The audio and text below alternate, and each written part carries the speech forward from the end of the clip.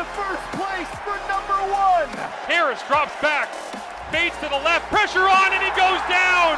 Jagarrett Davis gets home, and the all-black sideline explodes here in Hamilton. Toward the 5, it went through Marcus Dale's hands, and Kyron Moore, the presence of mind to catch it and step out of bounds at the 5 with 20 seconds to go. Pressure loads it up, goes down the field, taking a shot into the end zone. He caught it. Touchdown, Tiger Town. Brandon Banks. How did he do it? Welcome to the breakdown, everybody. It's Marshall Ferguson. It is Derek Taylor at TSN_Marsh at DT on SC is where you can find us on the social medias. DT is in a strange, wonderful, beautiful land known as Winnipeg. Rainy, potentially snowy Winnipeg. What? Snow? There is the potential for snow tomorrow here and in Saskatchewan as well. Wow. I was checking the forecast. I'll be at practice at 8:30 when it will be rainy and 3 degrees. That's amazing. On May 20th. I think one year when I was covering the Cats on radio, the first day of training camp, it might have even been rookie camp. I was like real go-getter, wanted to be there and like write an article on it and all this stuff. And when I showed up on the first couple of minutes of it, it was like, oh, there's clouds rolling in. And it was like, oh, they're rolling over the top of the escarpment and they're dark. Oh, the temperature just dropped like 10 degrees in 5 minutes. It was like Twister type stuff where it was like, are we going to be okay? What's happening? And then all of a sudden the wind just blew in this freezing cold air. And we got hail and we got cold rain and we got like little bits of snow coming down. And I think actually that might have been Byron Archambault's rookie camp with the Tiger Cats. And now he's special teams for the Alouettes, which is crazy to think like how long ago it's been since that happened. But yeah, the end of May it's a funny one because we'll get into some of the CBA stuff here as we just kind of bounce around some of the topics of the week. But it's amazing to think how, it's like, let's think about bumping the season up and moving it forward. The stuff that you get that's wacky, weird, and wonderful at the end of May is not as violent, even though it is still strange, as the stuff that's wacky, weird, and wonderful that you get at the end of November, right? Like we have a bit of a consensus on this where it's like, you know what? I would probably take like a little bit of weird sleet at 5-10 degrees than I would, negative 30 in the blizzard that prevents people from being able to play real football. Yeah, play the championship game in the best conditions you can. I'm on that 100%. We have so much to talk about, from the CBA stuff to Chris Jones hates Canadians, part 37. Tavon Smith got cut? Are you joking? What was interesting about that one is, so I actually spent this week 2 days with the CFL and TSN crew, and we were in Toronto. The first day was essentially a 2-day seminar. The first day was meetings with the CFL and with basically the whole CFL and TSN crew to be able to say, like, here's where we're going, here's what we're looking at, here's what we want our product to be. And then the second day was reviewing other broadcast networks and what they do with football, whether it be NBC, ABC, ESPN, and obviously Monday Night Football, CBS, Fox, and saying, like, what do we like? What don't we like? What do we take away from this? How do we improve our product? Do we have any ideas? Do we like what they're doing? Do we not? How do we tweak it to make it our own? So it was a lot of fun to be able to do that. But on the Tuesday morning, as we're sitting there and reviewing some of the kind of like base protocols and principles that go into the CFL and TSN at BMO Field, I saw the Tavon Smith release, and I leaned over to Dwayne Ford, who I was sitting at the back of the room with, and I was like, hey, and he goes, and I said, who do they have that's there? And he was like, pull up the roster. He's like, I know. And I said, yeah, Shai is obviously there. Danny Vandervoort, they re-signed. I said, they've got Chris Osikusi on the roster as a Canadian receiver who was well thought of coming out of Queens. I'm like, and then I was like, Gavin Cobb just got drafted out of Manitoba. Okay, that's a good young piece. And Dwayne looks at me and he goes, Trey Ford. And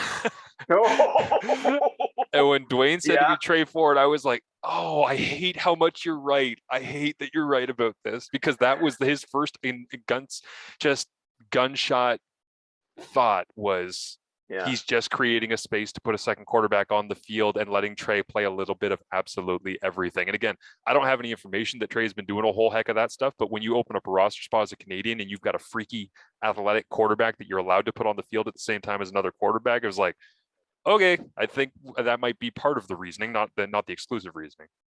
Well, and Edmonton lets him go and cut into the ether as, and I only half joke Chris Jones hates Canadians because he traded a starting Canadian left tackle and a young linebacker to move up in the draft a little bit. I don't get it, but I'm starting to think of teams that may want a Tavon Smith. Yeah. Calgary, could Calgary squeeze him in? How about BC? Anybody for the BC Lions? And if I'm not mistaken, those are two teams in his division that Tavon Smith had 6 touchdowns and busted onto the scene in 2019 and gone before his rookie contract is, I think before his rookie contract is done, whether it rolled over or not. He's very young and he is very talented, regardless of what the numbers from 2021 say. I just realized the one that I missed that's Canadian is Mike Jones, who had a great year last year. Oh, yeah. Considering what Edmonton was. And the other part of this, too, was that you and I were texting when Rashawn Simons got signed.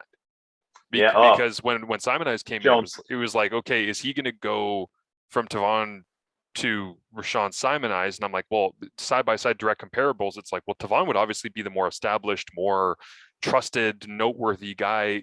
But Simons might have the higher upside based on what people thought of him coming out and but he's bounced around a little bit. He hasn't really found a consistent place to play. He was in Montreal last season and was just kind of a guy in the mix.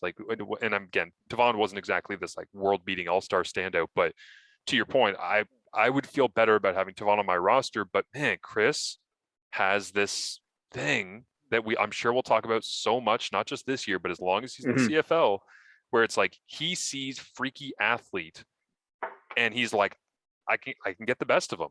I can put him in any situation. And I jokingly texted you, oh, there you go. Rashawn Simons is now Daron Carter's backup at free safety. Exactly. Because I'm like, if you're going to cut a former receiver and Daron Carter loose at free safety and be like, listen, you've got so much range, just we'll teach you the base principles and go get it. Like go play hard and run from sideline to sideline. I'm like, how hard would it be to teach Rashawn Simons the same thing? I say that half tongue in cheek. I don't have any eyes on camp right now at Edmonton. And full disclosure, I spent the afternoon with my son as the first practices have been happening. So I haven't been crawling through social media, learning everything about these teams as we're taping here on Thursday night. But anything is possible, I think is what we're saying here, right, with Edmonton? Yeah. Simons 3 years in the CFL, 10 catches in 37 games. He's 47 games, pardon me, 11 from Montreal last year. That's more feasible. But I mean, Jones loves super high-end athletes, and that's what Rashawn Simons absolutely is. When I saw him at the U of C, I thought, holy cow, this guy's going to be a star. It left school. I forget if he returned to school. It hasn't worked out for him in the CFL to the level of his raw physical ability. But those are the guys. I wonder, I need to go back after we finish this podcast and look at guys that Jones is trying to flip, because we'll always go to AC Leonard, right? That third guy to the field in BC in 2015 became all-star defensive end within a couple of years of getting flipped. I wonder, Daron was not great at corner, even though he had 2 interceptions of Bo. I'd be curious to kind of take a look at it and how it all plays out. But I just, on its face, getting rid of Tavon Smith just really was just a stunner for me, and some team who can figure out how to get him into the cap will be very happy with that, I think. Yeah, I totally agree with you. And again, what we're saying here is really good depth guy that can make plays for you, not going to be Burnham or Whitehead, but as a Canadian to be slotted in. And again, we'll see how these hash changes and alterations are going to affect the love that some of the guys that typically play that wider side wideout will end up getting. But I said to Dustin Nielsen, who was at that CFL and TSN seminar, I said, hey, did you see that release? And he goes, yeah, honestly, the flashes that he showed say that he can play anywhere in this league. But there was a lot of Dustin said there was a lot of flashes from his time at Edmonton, and there wasn't a lot of consistency. And Again, I don't think Jones is basing it strictly off of that, but that's just another man's opinion that I think should be entered into the conversation a little bit on that. So the main thing here, we are all, and I can't believe that we didn't mention it off the top, is, as I let you know, that we're brought to you, of course, by Fox 40. This isn't what I was referencing off the top, but outfit your coaching staff with custom logoed Fox 40 whistles, gears, coaching boards, and more. Visit fox40shop.com and use the code CFP15 at checkout for 15% off of your entire order. Thank you to our friends at Fox 40 for making this possible. But the thing I can't believe we didn't mention off the top is the fact that, like, man, what a relief. And I know that it was not necessarily dire in the worst ways. If we would have started dropping preseason games, I know the first one got shifted between Saskatchewan and Winnipeg, which affects your prep and your lead into the season and all the rest. But if we would have started dropping games, if things would have started getting out more ugly in the media and all the rest, I would have got really concerning. This was like DEFCON 2 out of 5, I would say, if you want to put it there in terms of threat level. But I still, anytime that you enter the actual stage of strike, for me, I felt pretty comfortable we were going to get things done, but there was still this wash of relief of, okay, now let's focus on the football, right? And it felt so good. And you've been around the guys in Winnipeg, you've talked to them, you saw them before and after. What is your sense for the guttural reaction of getting this mess over with?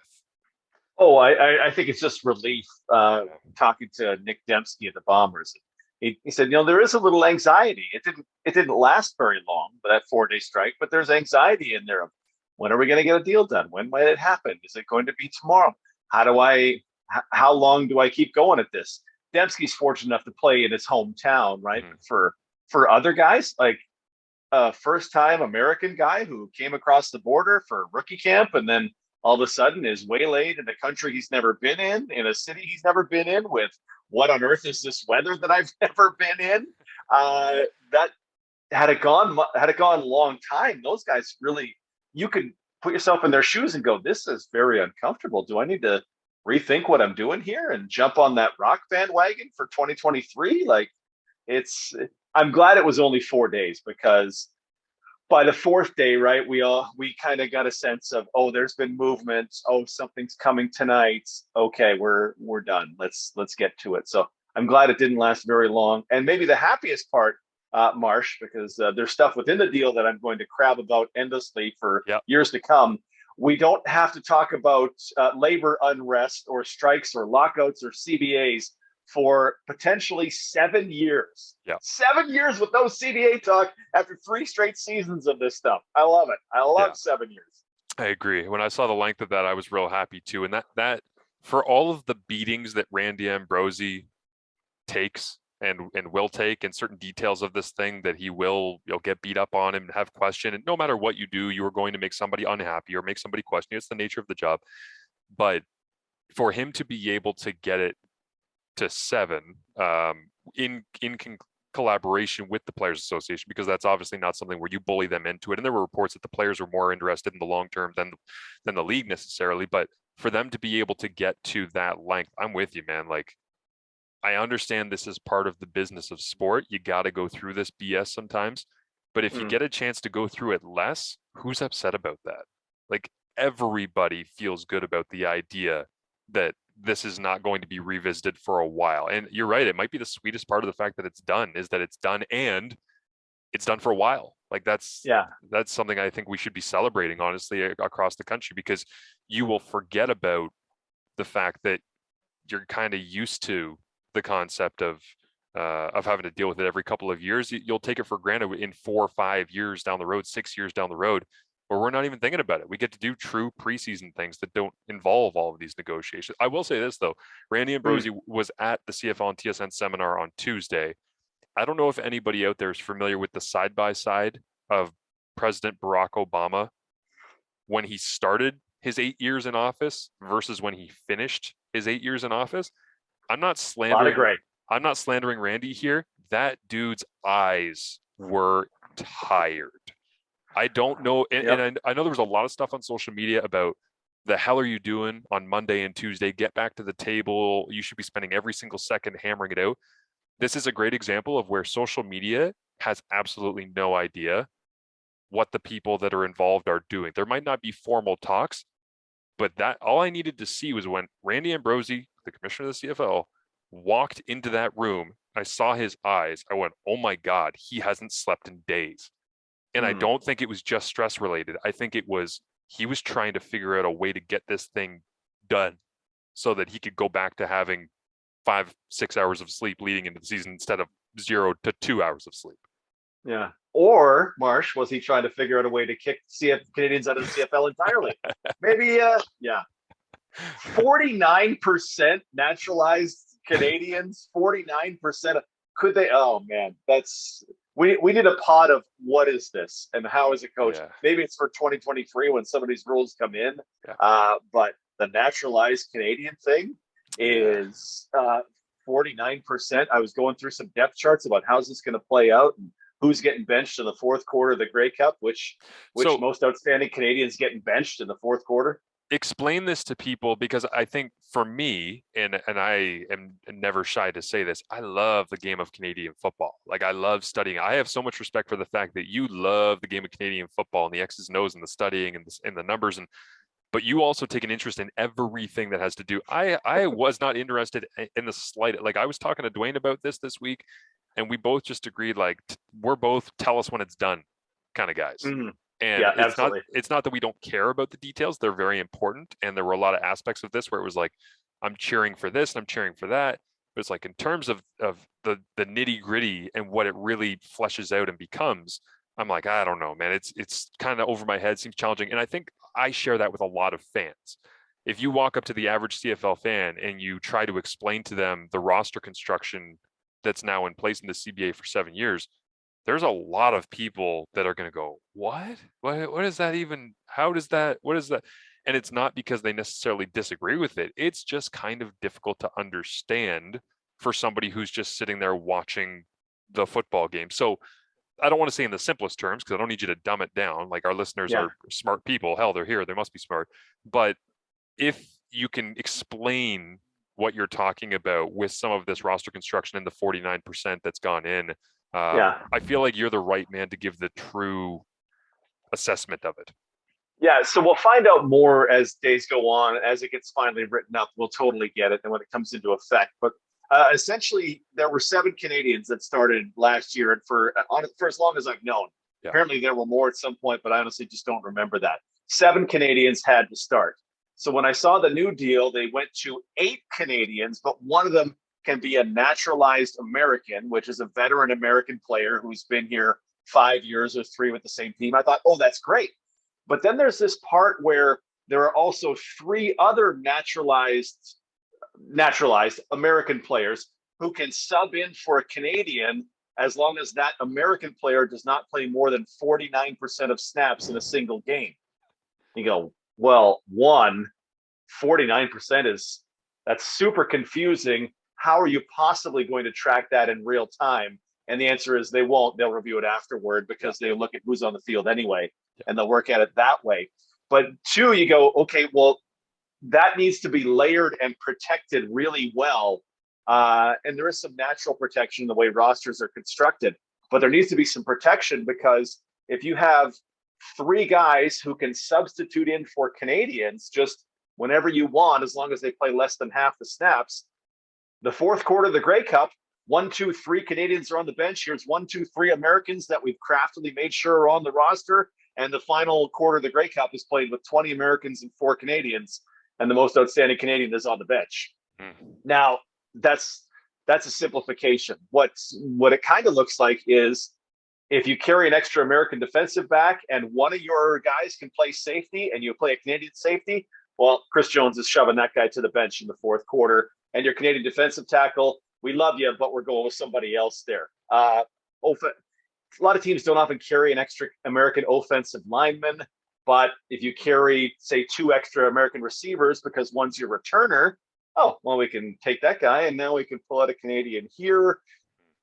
GMs are going to find a way, and coaches are going to find a way to put their roster together that goes, okay, if we want to go American without disturbing stuff too much, how are we going to do that? Because if our 21st American is better than our 7th Canadian, for you carry 20 Americans and you start 7 Canadians. If our 20th American is better than our 7th Canadian, we got to get that 20th American on the field because the rules now say we can. Yeah, it is amazing to think about the ways that it can unfold. I genuinely wonder if it will come down to substitution packages, essentially, is where my mind kind of goes, where it's like, how, what percentage of plays on defense, and I'm just using Chris Jones as an example here, is, if you're looking at, I'm trying to think even what the split would be off the top of my head between first down snaps and second down snaps in an average game in the CFL. It's probably 60-40, it's something like that. Like, it's relatively close, but it's to the point where if there is less than that 49% of snaps on second down, could you see essentially like an American heavy substitution package for second down defense?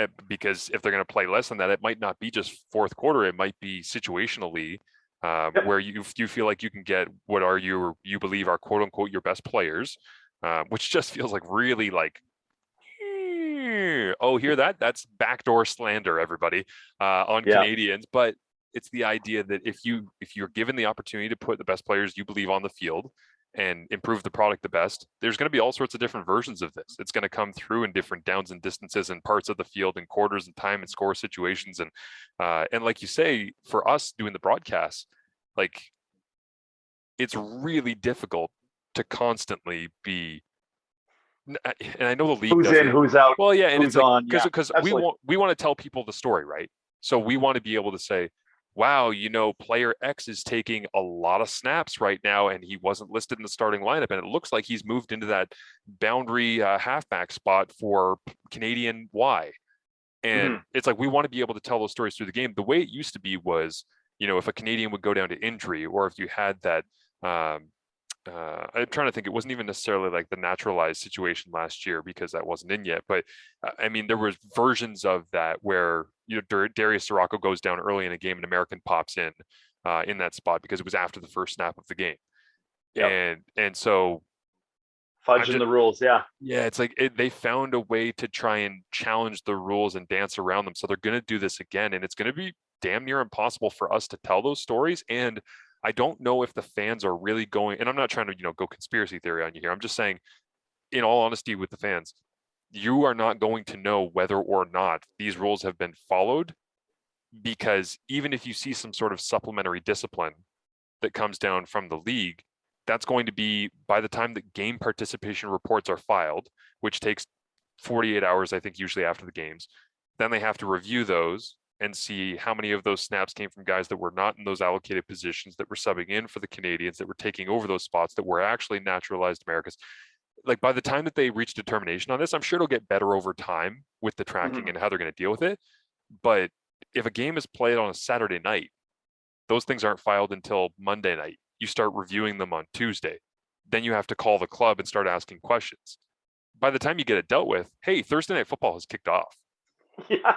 Right. Yeah. And that's where it's not like one of those things where you see Nikola Kalinic spear Ed Gainey and you're like, that's a fine. And then on Tuesday, it's like Nikola Kalinic has been max fined of $5,000 for spearing.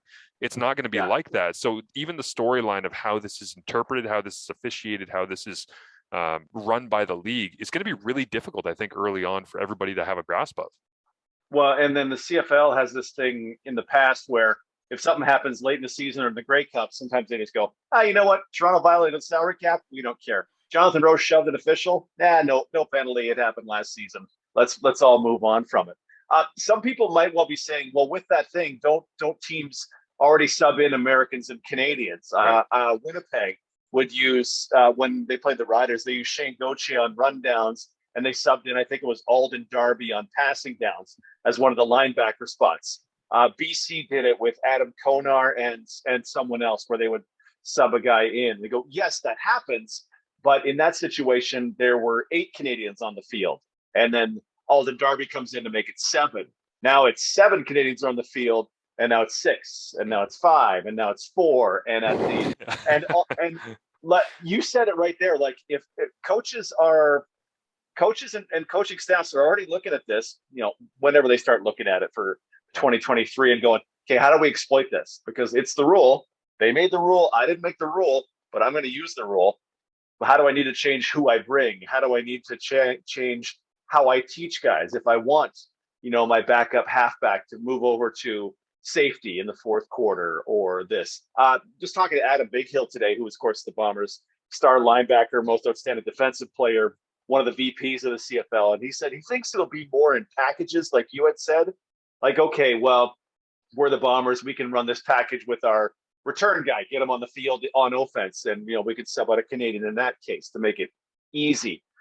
I think that's good. And I think that's where some of it comes in. But I mean, Hamilton got busted for, Darius Sirocco Sirocco wasn't really injured, but here's John Yarborough playing center anyway, because we can substitute like that was one of the rules in 21. You go, if Hamilton's doing that, and Hamilton seems like the nice guys, what's a coach who just win or die going to do with some of these rules? And I'm just afraid overall that we had 7 Canadians. The league was asking for 6, and somehow we got to 5.5 is my greatest fear with this rule. Yeah, and I think that's totally fair, right? And I think in fairness to the league and the Players Association, they agreed upon it. Now we have to see where it goes.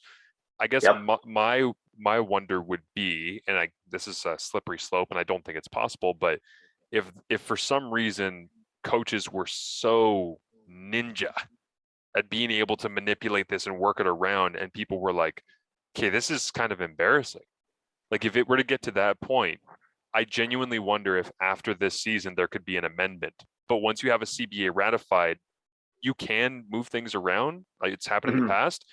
I don't know if you could move something around that big. So there's a potential that you might be in a spot where they let this thing play out for a year or two, see where it goes, right? And but again, I think we have to give it time to see what it actually looks like. But I do wonder what they would do if it got out of hand. Because I was laughing with somebody the other day where I said, with this hash thing, there's a lot of people talking about more room in the boundary, and you're getting more touches for the wide side. Now the Will and the Sam have got to basically be the same, and you've changed the way you defense and the way you line up as defensive ends, and how much is your free safety going to shade, and the run game's going to be available, and you're going to split your receivers wider and get better reads. And I'm like, whoa, there's a lot of things here that could actually create some scoring.